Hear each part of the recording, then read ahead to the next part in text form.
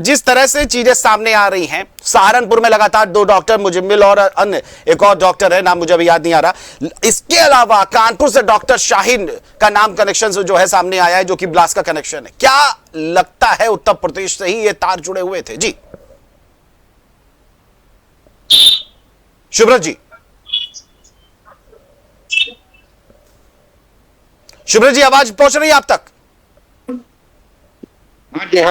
जी जी जी शुभ्रत जी, लगातार दिल्ली ब्लास्ट मामले में सबसे पहले सहारनपुर से 2 डॉक्टर्स के नाम सामने आए, अब डॉक्टर शाहिद का नाम सामने आया है, कानपुर से कनेक्शन है मेडिकल कॉलेज से। क्या आपको लगता है इस पूरे मसले को लेकर के? जी देखिए, ऐसा है कि कहीं ना कहीं कुछ आदमी की ओवरऑल इंप्रेशन होती है। मुझे प्रथम दृष्टया नहीं लगता कि ओवरऑल इंप्रेशन पर भी पुलिस में, क्राइम में एक साइकोलॉजिकल असर पड़ता है कि यूपी में जल्दी कोई शरण देने का, टिकने का असंभव तो कुछ भी नहीं है, लेकिन जल्दी हिम्मत नहीं करेगा। एक सजेशन मैं जरूर देना चाहूंगा कि किराए पर जो मकान दे देते हैं जानबूझ के अनजाने में, इस पर बड़े कड़े कानून बनने चाहिए कि पुलिस को सूचना दिए बगैर जो आदमी किराए पर किसी को मकान दे दे उसको दंडित किया जाए, और कहीं वह गंभीर अपराध में किराएदार अगर लिप्त पाया जाए तो मकान मालिक को ऑटोमेटिक उसका सहभागी माना जाए।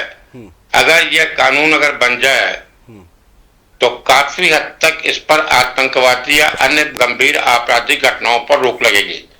बार बार आदेश होते हैं, वेरिफिकेशन होता है, लेकिन दुर्भाग्यवश किराएदारों का सही सत्यापन आज तक नहीं हो पाया।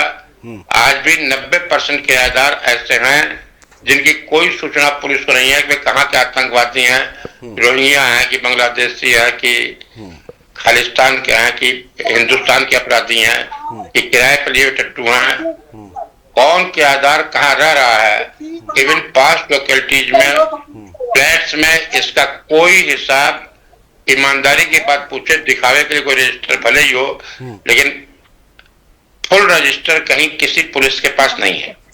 इसको पूरा कराया जाना युद्ध स्तर पर इसकी आवश्यकता है, वरना जैसे हरियाणा में हुआ किसी भी हिस्से में कोई आदमी बगल के मकान में रह रहा हो, बगल के फ्लैट में रह रहा हो, कोई उसके बारे में जान नहीं सकता है। और जो लोग पिछली घटनाओं में प्रकाश में आए हैं, अगर वे जेल से जमानत पर छूटे हैं तो उनकी वर्तमान गतिविधियां, अधिकतर लोग ये हैं जो पहले केसेज में रह चुके हैं, कहीं न कहीं इनकी वर्तमान गतिविधियां निगाहों से हो सकता जानबूझ के अनजाने में उजल हुई, लापरवाही से उजल हुई हो। इस पर भी विशेष ध्यान देने की आवश्यकता होती है। पहले एक हिस्ट्री शीट खोलने का प्रयोजन था। अगर देखा जाए तो पिछले 10 वर्षों में जिन जुर्मों में जिस स्तर के अपराधों में हिस्ट्री खुल जाती थी, उसके 10 गुने स्तर के अपराधों में भी 90% लोगों की हिस्ट्री शीट नहीं खुल रही। हिस्ट्री शीट से आदमी लगातार लोगों की निगरानी में रहता था, कहाँ आया कहाँ गया। एक इस प्रथा पर तरह तरह के एक्टिव लिस्ट जारी कर दी गई है, लेकिन जो रूटीन का काम हम लोगों नए नए चीजों को ढूंढते चले गए, शब्दों को, बिल्कुल, लेकिन हिस्ट्री शीट वर्ड को प्रायः भुला दिया गया है। आप किसी प्रदेश में किसी थाने को ढूंढ लीजिए कि पिछले 10 साल में कितनी हिस्ट्री शीट खुली गई। इसके पहले जिस लेवल के जुर्मों में हिस्ट्री शीट खुल जाती थी, उसके 50 गुने लेवल के जुर्म हो रहे हैं, और उसमें कोई हिस्ट्री शीट न खुली होने से सही निगरानी नहीं हो पा रही। कोई कितना मेहनत करे जब हल्का दरोगा के पास, हल्का सिपाही के पास रिकॉर्ड ही नहीं है जी।